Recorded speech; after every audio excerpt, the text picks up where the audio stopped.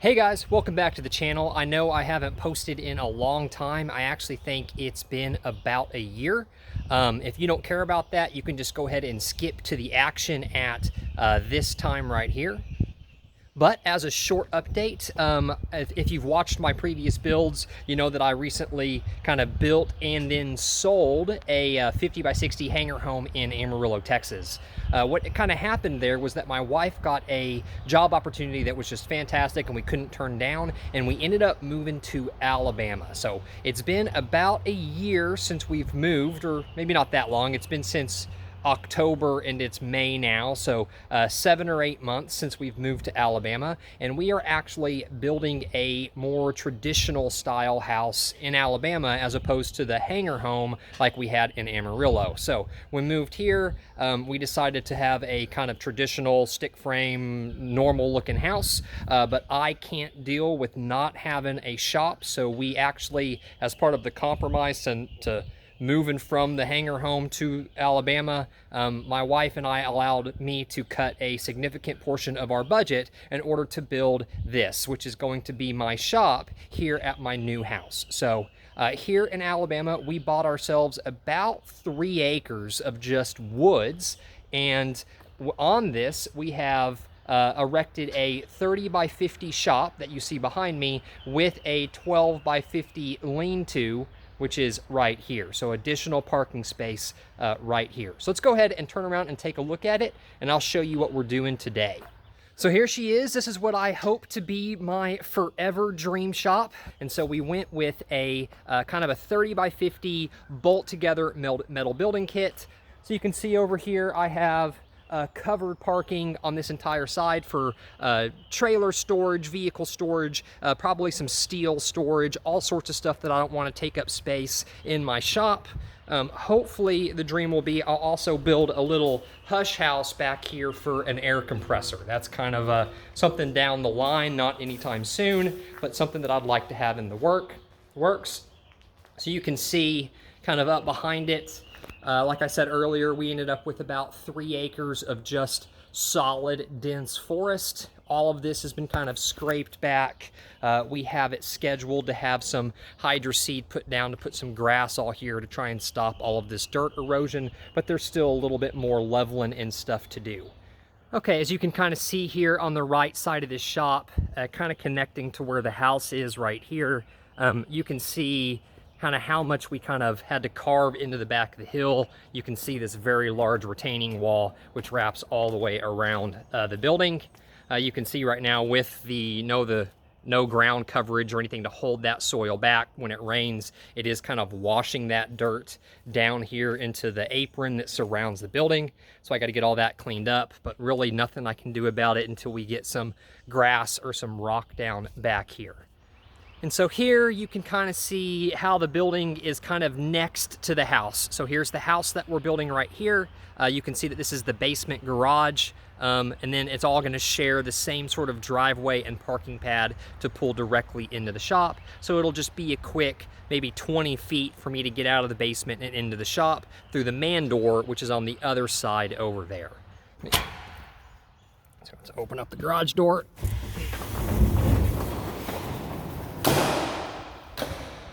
And here you can see the inside of the building. So like I said, 30 by 50. 30 by 50 with 2 garage doors, the man door right there from the entrance to the house. And this is going to be hopefully turn it into something that I'm going to be happy working in for the rest of my life. Okay, so let's kind of talk about where we are right now. So like I said, one of the big questions that everyone always asks about these kind of projects is how much do they cost? And this is probably helpful for those of you that are looking at trying to build a shop and you're trying to think about, do I want to go metal building, all metal frame? Do I want to go pole barn, so like a wood frame with metal siding? Or do I just want to do a traditional kind of stick framed shop? And it all kind of comes down to the costs in your area and what you're after. So I am personally a big fan of the metal buildings. Obviously, I just moved out of a giant barnuminium style hangar home in my previous house, and I think the metal buildings are absolutely great, not only for kind of cost price point area, but also for the how quick they go up and everything. So This metal building kit bought out of a company from North Carolina, and they delivered it and erected it. And the whole cost of that metal building was about $22,000. So that's what the metal building kit cost, was $22,000. I bet you could do it a little bit cheaper if you were going to do a pole barn style or a stick frame metal building. But in the scheme of things, I like the metal buildings for a few reasons. First of all, once the metal kit was delivered, it took the guys 2 days to put this up. I think it was like 3 or 4 guys put the whole thing up in 2 days. They're incredibly fast, incredibly efficient, so you don't have to wait on it. Additionally, with the metal building, you don't have the huge trusses going across. Let's go inside and take a look at it. So when we walk into the building, you can see that the inside is all just 2-inch box tube. So everything is just 2-inch box tube for the framing. And then you can see they have these kind of gussets and these high trusses up here. So I have 12-foot sidewalls, and if you're gonna do this with a pole barn or a traditional stick frame, you're looking for 30-foot trusses, which when you're talking about 30-foot wooden trusses, the cost is not cheap. So maybe you could do a stick frame building cheaper than a metal building, but it's actually not just a whole lot cheaper. You're probably looking at saving $4,000 to $5,000, maybe let's say 20 to 25% over a metal building frame, but then you end up with lots of trusses that drop your entire ceiling down to 12 feet, whereas here I do buy myself an extra probably 3 to 4 feet of overhead height. I'm gonna have a lift right here, and I'd like to have the full capacity of that lift in order to raise vehicles up as high as I wanna raise them. And what I'm planning on doing is I'm planning on spray foaming the entire inside of this building with 2 inches of spray foam. So these are 2-inch box tube. So we're talking about having spray foam come flush all the way to the front of all of those runners on all the walls and on the ceilings. What I'm gonna do to prepare for that is I'm actually gonna just screw some 2x4s to those kind of horizontal steel runners on 2-foot centers all the way around the building, and that's gonna give me something to put plywood on after the spray foam. So what my plan is gonna be, and that's what we're kind of working towards today, is I wanna put vertical studs all the way around the building, and so that I'm gonna have plywood that goes all the way up to there. So the plywood's gonna stop right there, so I'll have 12 foot of plywood all the way around my walls, but behind it is gonna be 2 inches of spray foam. I'll then paint the plywood some kind of neutral tan or beige color, but all the spray foam on the ceiling, I'll paint white. And I wanna get all this done before electrical, because they're gonna pull the electrical panel in over here, and then I will run the conduit on either the outside of the plywood or right behind the plywood, because I'll have an 1.5 inch thickness behind the plywood. I'll have an 1.5 inch depth in order to run all my wiring, and that'll give me kind of a nice finished out area. Okay, so I said the metal building kit cost about $22,000, like I said, which is probably only $4,000 to $5,000 more expensive than if you were gonna do it kind of a traditional wood frame and siding type building. So personally, I think for the longevity of the building that it's worth it, but in the grand scheme of the cost of this shop, that's actually pretty negligible. So this shop is gonna end up being pretty pricey. We're very fortunate to be able to afford to do something like this, but for kind of a comparison, $22,000 for the shop, but I'm about $35,000 into concrete and retaining wall. So, you know, the actual cost of the structure is gonna end up being significantly less than the cost of everything else. So I'm anticipating probably, like I said, $35,000 in concrete, probably $7,000 to $8,000 in spray foam, let's say another $2,000 to $3,000 in lumber and plywood, and then let's just throw in a couple $1,000s for all the electrical stuff that I'm gonna need, like lights and outlets and all the wire and all that kind of stuff. So we're tacking on another $50,000 to $60,000 in infrastructure just from the building. So for pricing a building like this out, I do honestly think that it's gonna end up costing me probably close to $70,000 to $75,000 all said and done to build it. So it's pretty expensive, right? But you know, that's the cost of a new pickup truck. So for the cost of a new pickup truck, I'm gonna have a gigantic metal building with a ton of extra parking space over here on the side, all the electrical, everything done just the way I want it. And I think that's a great investment for kind of my happiness in this new area. Okay, well, let's stop farting around and let's get to work. So the first thing that I need to do is I need to kind of clean up the floor in here. So like I said, this slab's been kind of hanging out on the side of this hill, and with all the rainstorms and everything coming through, you can see that we probably got, it may not look like it to you, but that's a solid 2 to 3 inches of mud that I need to shovel off this floor and get out of here. So I need to get all of this cleaned off the slab and get everything kind of cleaned up and prepped for the wood. The wood is being delivered tomorrow, so I have some time to get it ready, but I got, I guess, 12-foot studs, so 2x4x12s, a bunch of them being delivered tomorrow, and once they show up, I can start hanging them on these walls.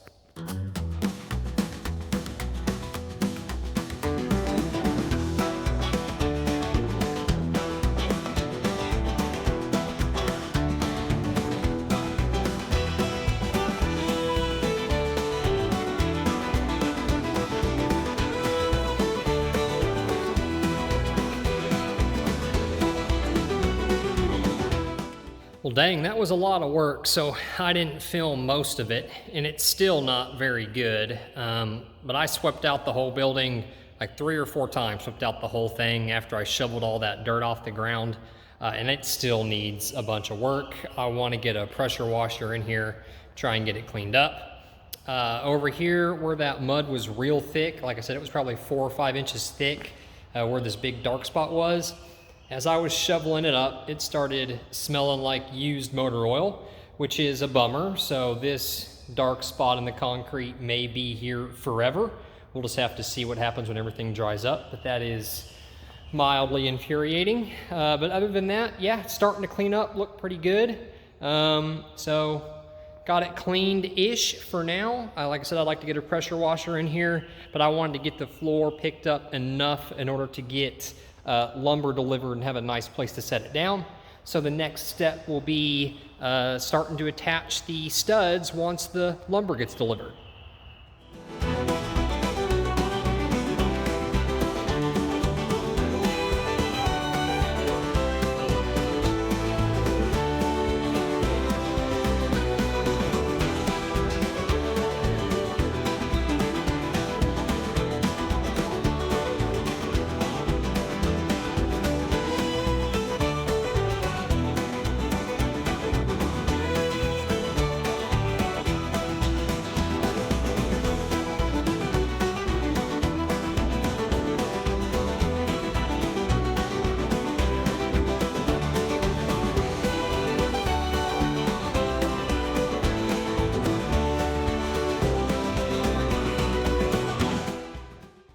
Okay, so there is the shortest and the easiest wall done. It was a lot of work. It took me longer than I expected, but as I'm getting into the roll, it's starting to speed up quite a bit. Okay, so to start out, I made these kind of corners out of a 1x6, or I'm sorry, a 2x6 and a 2x4. I did screw them together on the ground before I mounted them up into the corner. So behind there, we got a 2x6, and then there are screws coming this way into that 2x4. And I got these 2x4s just screwed to the metal building on 2-foot centers all the way down. As it turns out, the side walls are just a little bit longer than 12 feet. So these are just 12 feet 2x4s, but I didn't have enough to go all the way to the top to the bottom. So I am picking them up off the ground with a 2x, so they're 1.5 inches off the ground. This box tube is actually 2.5 inch box tube, not 2 inch. So that gives me about 1 inch of overhang down here to get a screw through. And then there's about 1.5 inches of overhang up top. But that'll keep the entire wall length sticking around at that 144, so that 3 sheets of plywood will go all the way up to the top. So keep it as a solid 12 feet, and it'll just end up there at the top of those 2x4s.